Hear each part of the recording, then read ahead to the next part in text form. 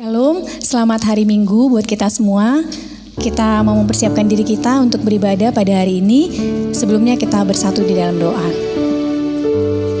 Terima kasih Tuhan, kami bersyukur untuk hari Minggu yang baru ini yang Tuhan anugerahkan kepada kami. Kami mau datang kepada Tuhan, beribadah kepadamu, menikmati hadirat-Mu dalam ibadah ini. Mari Tuhan hadirlah Engkau tengah kami pada saat ini. Dan kami khusus berdoa buat saudara-saudara kami yang saat ini beribadah dari rumah atau dari manapun mereka beribadah. Biar Tuhan menyertai mereka, menjamah hati mereka untuk bersama-sama memuji dan memuliakan nama Tuhan. Terima kasih Bapa yang baik, kami siap memuji dan menyembah Tuhan dalam roh dan kebenaran. Dalam nama Yesus kami berdoa, haleluya, amin. Mari kita awali ibadah kita, mari sama-sama kita bernyanyi Sungai Sukacitamu.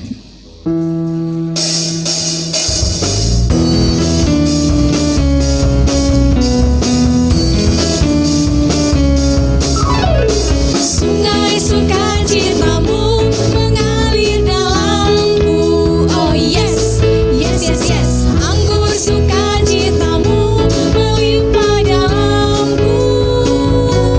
Ku menari dan bersuka, pujimu di setiap waktu. Sebab sungai sukacitamu ada dalamku, mengalir, mengalir bersamamu, bersuka di dalammu, mengikutimu Tuhan dalam kegerakanku,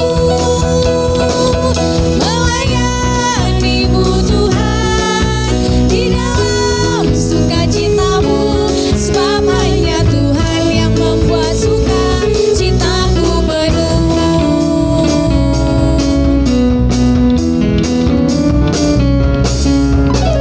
Sungai sukacitamu mengalir dalamku. Oh yes, yes, yes, yes. Anggur sukacitamu melimpah dalamku.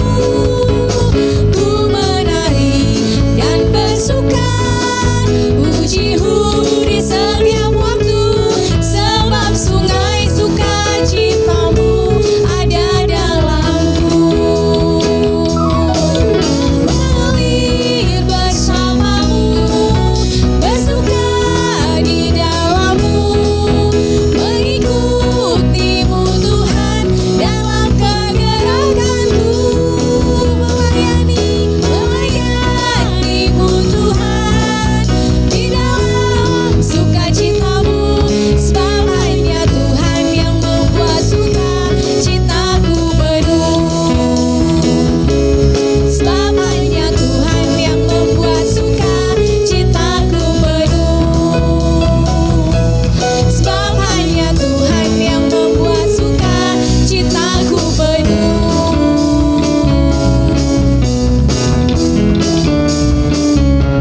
Kita beri kemuliaan bagi Tuhan. Puji Tuhan. Mari kita siapkan hati kita untuk menerima kebenaran firman Tuhan. Kita percaya akan firman Tuhan. Kita percaya kuasa Tuhan tidak pernah berubah, dulu, sekarang, sampai selama-lamanya. Kita percaya mujizat Tuhan ada di tempat ini saat ini. Sama-sama kita puji Tuhan, kita bernyanyi. Mujizatmu masih ada. Ku yakin akan firman-Mu Tuhan, kuasa-Mu tak pernah berubah. Selama matahari masih bersinar, ku tahu mujizat-Mu tetap ada. Ku pegang teguh janji-Mu Tuhan, meski tak ada alasan untuk berharap. Selama bumi ini masih berputar, ku tahu mujizat-Mu tetap ada. Yesus, Yesus, ku percaya. Muji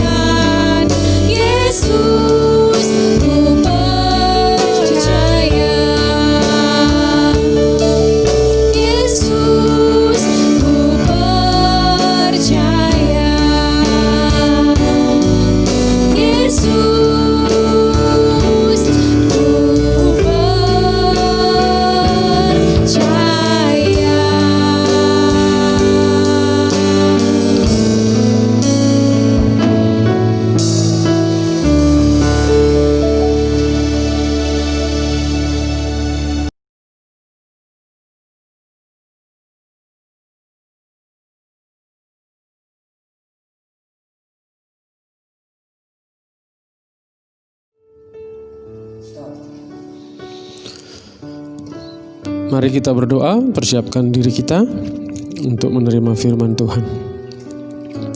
Tuhan Yesus, kami bersyukur hari ini kami akan kembali mendengar firman-Mu.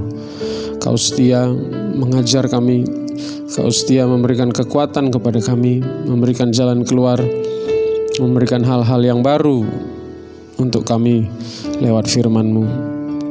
Kami menyerahkan hidup kami untuk dipimpin oleh Roh Kudus, supaya kami menjadi pendengar firman yang baik, supaya diri kami, hati kami menjadi tanah yang subur untuk ditaburi oleh benih firman ini.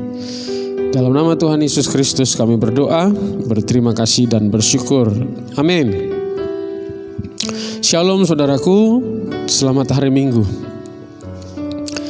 Kita sudah dengar perintah Tuhan bahwa setiap saat, dalam setiap aspek kehidupan kita, biarlah kita dipimpin oleh Roh Kudus, sehingga kita tidak menerima pendapat yang dari dunia bahwa dunia kita ada dua, dunia rohani dan dunia sekuler. Tidak, setiap saat kita tetap hidup di dunia dan setiap saat kita minta pimpinan Roh Tuhan. Amin.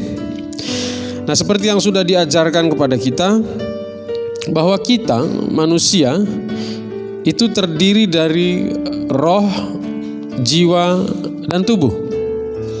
Ini sering diulang-ulang supaya kita mengerti dan benar-benar paham. Nah, tubuh adalah bagian dari diri kita. Tubuh sangat penting, walaupun tubuh bukanlah yang terpenting. Ya, tubuh sangat penting. Walaupun dalam tubuh kita ini kita sudah belajar ada kuasa dosa di dalamnya. Tubuh kita ini sangat penting, walaupun di dalam firman Tuhan dikatakan tubuh kita ini tidak mendapat bagian dalam kerajaan Allah. Pada waktunya kita akan meninggal, tubuh kita ini akan tinggal di dunia ini. Dari debu menjadi debu. Tubuh kita ini sangat penting, sehingga dalam pelayanannya Yesus menyembuhkan banyak orang yang sakit tubuhnya. Nah, maka hari ini kita belajar tentang tubuh. Ketika Yesus menjadi Tuhan di dalam hidup kita, maka tubuh kita juga ada dalam kuasanya. Jadi kita jangan berpikir, sekali lagi, kalau di dunia rohani, maka ketika kita bicara tentang Tuhan, kita bicara bahwa Yesus adalah Tuhan, maka itu adalah tentang roh dan tentang hati kita. Oh tidak. Ketika Yesus adalah Tuhan dalam hidup kita, maka tubuh kita ini pun di dalam kuasanya. Kita harus serahkan tubuh kita ini di dalam kuasa Tuhan. Sekali lagi,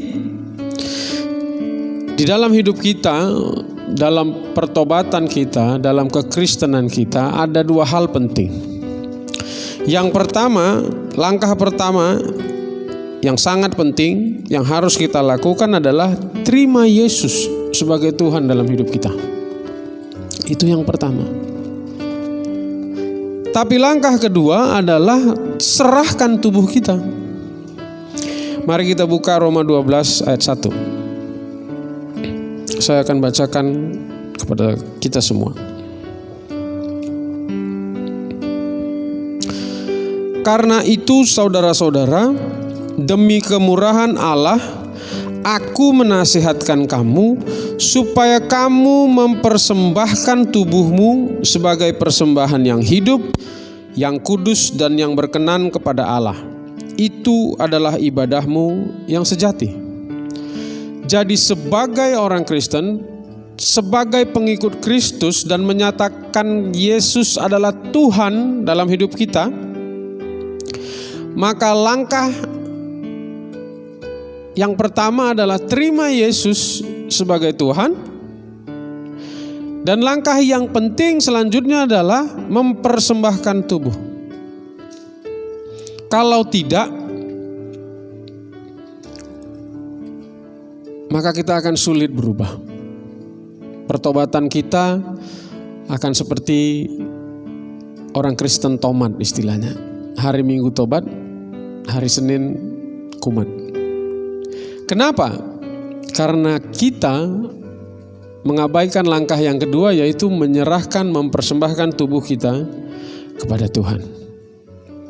Ingat, walaupun bukan yang terpenting, tapi tubuh kita ini penting.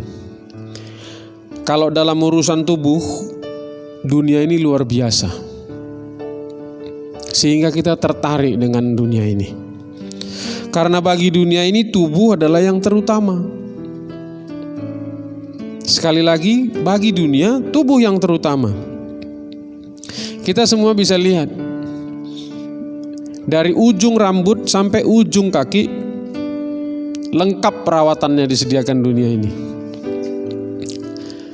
Saya masih tonton di TV, ada iklan rambut bercabang katanya. Rambut bercabang itu kan berarti ujungnya. Itu pun ada perawatannya. Saya lihat iklan-iklan, ujung kaki kita, ujung kuku kita pun ada perawatannya. Mahal lagi. Ternyata saya baru tahu ada yang untuk menghaluskan ujung kuku kita. Saya nggak pernah pakai. Kikir. Saya punya alat tukang, kikirnya besar. Bisa 25 cm panjangnya.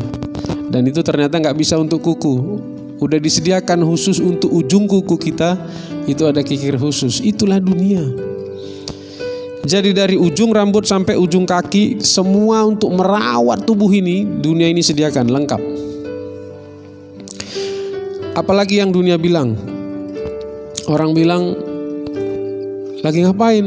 Lagi cari makan gitu. Padahal dia kerja, padahal dia berdagang, padahal dia sedang mengetik. Dia bilang cari makan, padahal nggak ada makanan di situ. Tapi bagi dunia ini bekerja adalah cari makan. Dan orang-orang bekerja di dunia ini tujuannya hanya untuk makan, minum, untuk membeli apa yang dia pakai, pakaian, baju, sepatu, tas, bahkan apa yang dia pakai, kendaraan, mobil, dan sebagainya. Apa perintah Tuhan? Mari kita baca Matius 6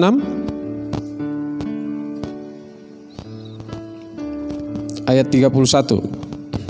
Saya akan bacakan buat kita semua. Demikian firman Tuhan. Sebab itu janganlah kamu khawatir dan berkata, apakah yang akan kami makan? Apakah yang akan kami minum? Apakah yang akan kami pakai? Semua itu dicari bangsa-bangsa yang tidak mengenal Allah. Akan tetapi Bapamu yang di sorga tahu bahwa kamu memerlukan semuanya itu. Jadi bangsa-bangsa yang tidak mengenal Allah, dia akan khawatir soal apa yang dia makan, dia minum, dan dia pakai. Maka hidupnya fokus kepada apa yang dia makan, apa yang dia minum, apa yang dia pakai. Dia fokus kepada badannya, kepada tubuhnya. Tapi Yesus berkata, Bapamu di sorga tahu bahwa kamu memerlukan semuanya itu. Bapa tahu bahwa kita perlu makan, kita perlu minum, dan kita perlu pakaian. Bahkan bukan hanya pakaian, hal-hal yang kita pakai, alat transportasi dan sebagainya. Tahu. Tapi perintah Tuhan bukan kita bekerja, bukan kita hidup untuk cari apa yang kita makan, cari apa yang kita minum, cari apa yang kita pakai, bukan. Buka ayat 33, saya akan bacakan kepada kita semua, Matius 6 ayat 33. Yesus berkata, tetapi carilah dahulu kerajaan Allah dan kebenarannya. Kalau kita menerima Yesus sebagai Tuhan dalam hidup kita, Dia kasih perintah, cari dahulu kerajaan Allah dan kebenarannya. Bukan cari apa yang mau kita makan, bukan cari apa yang kita minum, dan bukan cari apa yang kita pakai. Ini cara berpikir sebenarnya. Kita bisa bekerja, tapi dalam bekerja itu cari kerajaan Allah dan kebenarannya. Lakukan itu dalam pekerjaanmu. Jangan fokus dengan uang, karena uang nanti yang bisa membeli makan, minum, dan pakai. Itu fokus manusia. Itu fokus orang-orang bekerja. Makanya bukan hanya cari kerja, bukan hanya cari makan orang bilang. Tapi ngapain? Sedang cari uang.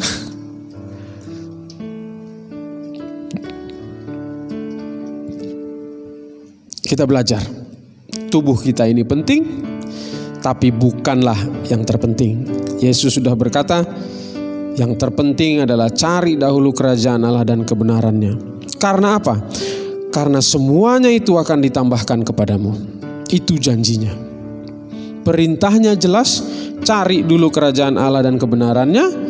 Janjinya semuanya itu, apa yang kita makan, apa yang kita minum, apa yang kita pakai, akan ditambahkan kepada kita.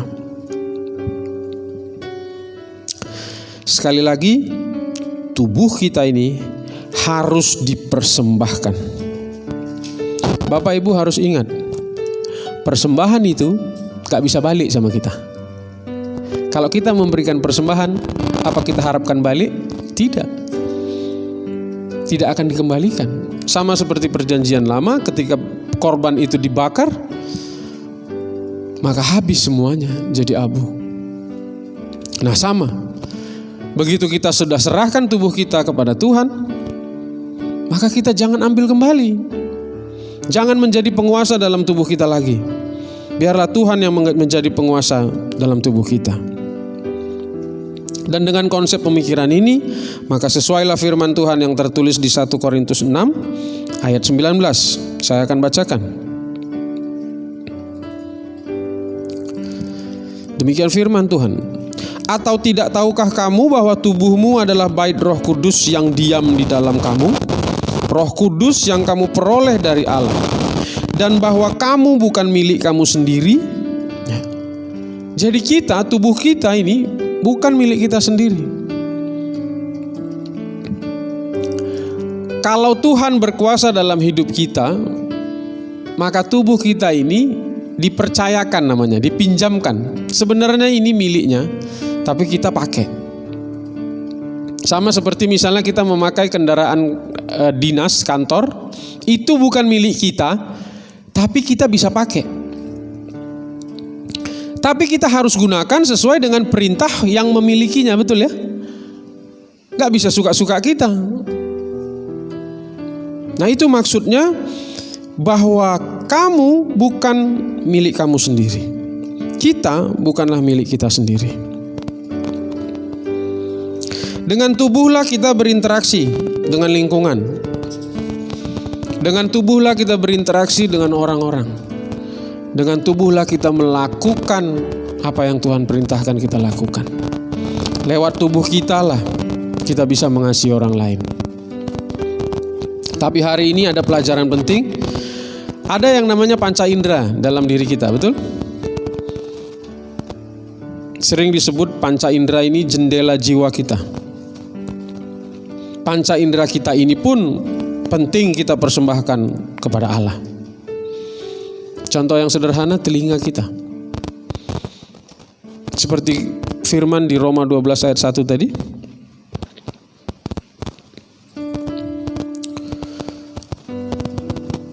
Supaya kamu mempersembahkan tubuhmu. Kalau kita ganti tubuh itu dengan telinga, supaya kita mempersembahkan telinga kita sebagai persembahan yang hidup, sebagai persembahan yang kudus. Maka telinga kita ini juga harus mendengarkan hal-hal yang kudus, yang berkenan kepada Allah. Kalau ada hal-hal yang membawa kita ke dalam dosa, maka tutup telingamu. Jangan dengarkan. Karena apa yang masuk ke telinga kita akan masuk ke dalam pikiran kita dan menjadi kebenaran bagi kita. Kalau kita dengarkan firman Tuhan atau hal-hal yang membangun iman, maka kita akan kuat.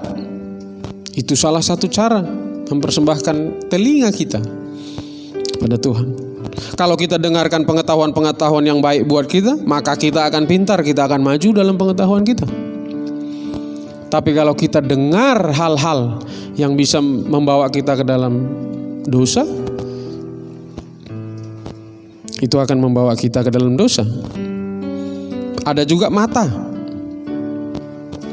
Sama. Persembahkanlah mata kita sebagai persembahan yang kudus untuk melihat hal-hal kekudusan yang berkenan kepada Allah. Bapak Ibu, dosa bisa masuk itu melalui dua panca indera, yaitu mata dan telinga. Sudah terjadi, dilakukan oleh iblis yang ditawarkan kepada Hawa. Mari kita buka Kejadian 3 ayat 6. Demikian firman Tuhan. Perempuan itu melihat bahwa buah pohon itu baik untuk dimakan dan sedap kelihatannya. Lagi pula pohon itu menarik hati karena memberi pengertian. Lalu ia mengambil dari buahnya dan dimakannya dan diberikannya juga kepada suaminya yang bersama-sama dengan dia, dan suaminya pun memakannya. Hawa digoda oleh iblis dan tergoda melalui telinga dan matanya. Perempuan itu melihat, itu pasti dengan matanya, bahwa buah pohon itu baik untuk dimakan dan sedap kelihatannya. Dia lihat buah itu, dan dengan itu manusia akhirnya jatuh ke dalam dosa. Apa kata Yesus dalam Matius 5 ayat 29? Saya akan bacakan, demikian firman Tuhan. Maka jika matamu yang kanan menyesatkan kau, cungkillah dan buanglah itu. Karena lebih baik bagimu jika satu dari anggota tubuhmu binasa daripada tubuhmu dengan utuh dicampakkan ke dalam neraka. Yesus sangat tegas soal tubuh ini. Kalau mata kita akhirnya bisa menyesatkan kita, Tuhan bilang cungkil saja. Walaupun ini mungkin seperti perumpamaan, tapi maksudnya lebih baik tubuh kita ini masuk ke dalam dosa tapi tidak lengkap daripada satu komponen tubuh kita ini membawa kita akhirnya masuk ke dalam neraka.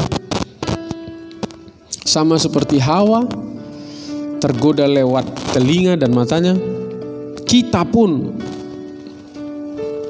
bisa mengalaminya. Maka persembahkanlah tubuhmu sebagai persembahan yang kudus, sebagai persembahan yang berkenan ke hadapan Tuhan. Dan itu adalah ibadahmu yang sejati. Persembahkan matamu, persembahkan telingamu, persembahkan mulutmu untuk menjadi berkat. Jadilah berkat dengan tubuhmu seperti yang diperintahkan Tuhan. Jangan pakai tubuhmu untuk membawa engkau ke dalam hal-hal yang berdosa. Tuhan Yesus memberkati. Mari kita berdoa. Terima kasih Tuhan Yesus buat firman-Mu. Hari ini kami diingatkan kembali, diteguhkan, diberikan hikmat yang baru bahwa kami harus mempersembahkan tubuh kami. Bukan hanya menerima Engkau sebagai Tuhan, tapi langkah selanjutnya kami harus mempersembahkan tubuh kami. Dengan itu, tubuh kami adalah dalam kendali-Mu, dan kami menyadari bahwa tubuh kami bukan milik kami sendiri. Itu milik Tuhan. Ajar kami, tolong kami untuk terus mempergunakan tubuh kami sesuai dengan kehendak Tuhan. Terutama menjadi berkat di saat-saat sulit yang sekarang ini terjadi. Kami tetap bisa jadi berkat, kami tetap bisa melayani Tuhan dengan tubuh kami. Terpuji nama-Mu, dalam nama Tuhan Yesus Kristus kami berdoa. Amin.